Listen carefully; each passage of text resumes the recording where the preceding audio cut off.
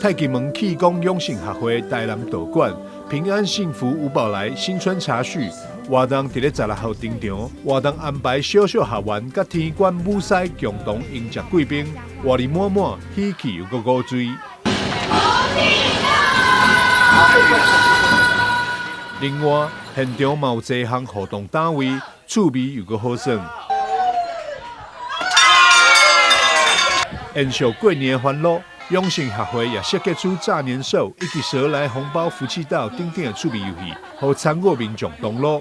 同时嘛安排太极门气功养生学会老中心学员登场表演。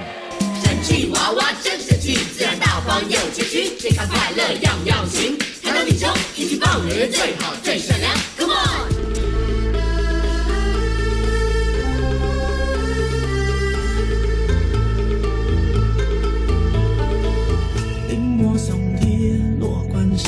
却惦记着你，你隐藏在药沙里千年的秘密，记忆里犹如绣花针。活动中由太极门地主大为强塔太极门掌门人红豆子朴素的谈话，鼓励大家在动荡不安的世界当中，爱以良心为本，累积正能量。一年之计在于春，一生之计在于良心。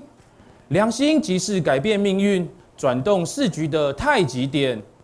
鼓励每个人每日静心5分钟，听从良心的声音，思往修经，用满满的元气面对新年的工作、学业与生活。来到太极门练功31档的吴清志，也伫现场分享伊坐档练功的心得，鼓励大家爱活甲欢喜自在，互身心灵伫全方位拢得到健康。